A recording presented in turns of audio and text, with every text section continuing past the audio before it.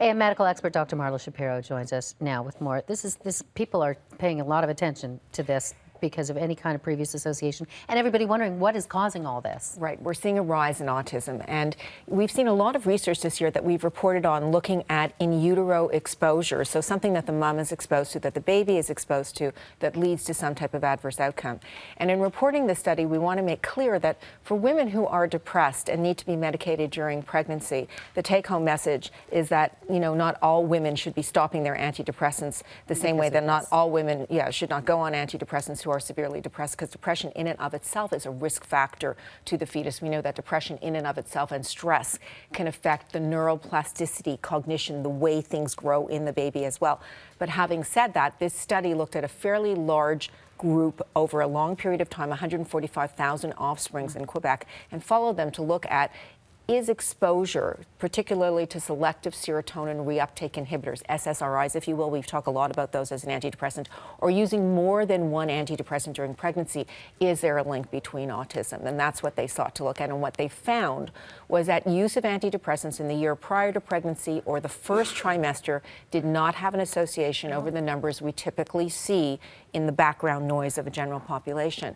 However, exposure in the second and third trimester, on the other hand, did show this increase in outcome over autism spectrum disorder compared to what you would expect to see in a population not taking antidepressants. And quite, staggering numbers in terms of percentage. The percentage is staggering, but the actual numbers are quite small, okay. which we want mums to recognize, because, for mums who require treatment during pregnancy, I think the message is still going to be that we carefully have to weigh these decisions, but leaving an untreated depressed mother during pregnancy itself carries significant risk. So when we're talking about the risk to the child in terms of that, what's the characteristics? Well, that's what's so interesting. The fact that the year before in the first trimester didn't show the association, it speaks to perhaps this window of growth, this window of exposure that maybe during the second and third trimester, and using these medications by using these serotonin reuptake inhibitors that cross the placenta, they increase serotonin in the baby's exposure, and that may impact on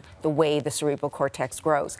But again, this is the beginning of these exposures, and I don't think research is going to show us that it's simply one thing over a multiplicity of events that lead to these types of outcomes. So this is just the beginning of these types of studies, and we have to remember that autism is quite a spectrum, and perhaps the increased number we've seen is as we've expanded the definition, we seem to capture more children. So just very quickly, let's go over the disorder itself, because it is a large spectrum. It is a large spectrum, ranging from mild to severe, but typically what you see in these children is you see that it's a neurodevelopmental syndrome, which is why we're talking about exposure during the neurodevelopmental period. This altered communication and language, altered social interaction, and sometimes these particular patterns of interest and behaviors. And again, it can range from quite mild to quite severe. So we don't want the take-home message to be for depressed mothers who truly need to be medicated that they should stop their medication indiscriminately. Mm-hmm. This is going to be ongoing research, ongoing discussions. Dr. Marla, thank you. My pleasure.